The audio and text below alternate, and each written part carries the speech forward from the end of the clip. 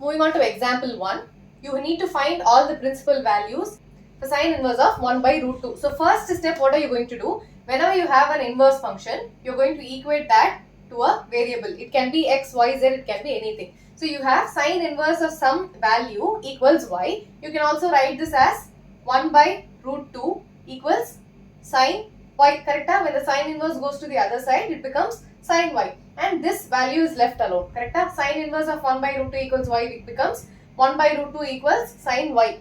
So for what value of y is your value going to be 1 by root 2? What do you know? 0, 30 degree, 45 degrees, 60 degrees and 90 degree. What are your sine values? Sine 0 is 0, 1 by 2, 1 by root 2, root 3 by 2 and 1. So where is your value 1 by root 2? It is at 45 degrees. So what will be your value of y? Y equals 45 degrees, which is pi divided by 4. You have to find out what your y is. But you also have to check if your value is within the range, because the principal value branch of sine inverse of x is minus pi by 2 to pi by 2. Correct? Your value pi by 4 lies between minus pi by 2 to pi by 2. Correct? Where is minus pi by 2 to pi by 2? This is your pi by 2 line and this is your minus pi by 2 line. So if minus pi by, where is plus pi by 4? It is 45 degrees. So it is somewhere here. You see that it is between this and this. In the line kulla thane irukku. Correct? It is in your first quadrant. It has to be in your first quadrant and the fourth quadrant. You see that pi by 4 is in your first quadrant, which means this is the principal value. Okay? When they are asking for the principal value, you have to make sure that it lies in the principal value branch, which is the range specified in the table. Okay? So the principal value is pi by 4. Clear?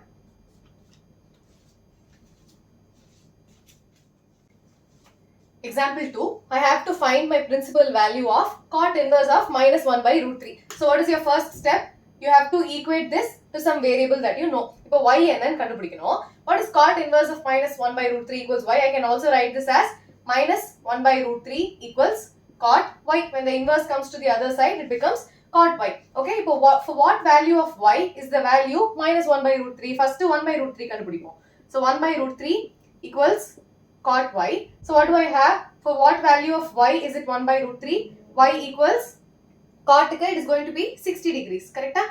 So cot 60, which is cot pi by 3, is going to be 1 by root 3. But you have a minus here. You remember? So put a minus on both sides. So what is minus cot theta? You have to remember all silver teacups. All silver teacups. So in which quadrant is the cot negative? In the second quadrant and in the fourth quadrant, the cot theta is negative. If the second quadrant value of cot of pi minus theta equals minus cot theta.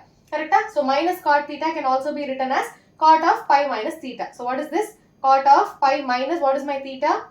Pi by 3 equals minus cot pi by 3. So instead of this, I am going to write this. So cot of pi minus pi by 3 is going to be cot of 2 pi by 3 equals minus 1 by root 3. So now when I take the inverse, when I write what is given in the question, I have cot inverse of 1 by root 3 minus 1 by root 3. The cot comes to the other side. Cot inverse of minus 1 by root 3 is going to be 2 pi divided by 3. So this is my value of y. You have to check if it is in the principal value branch. Range la irukanu paakanuma. So enna vandirukku 2 pi by 3. What is my range for cot?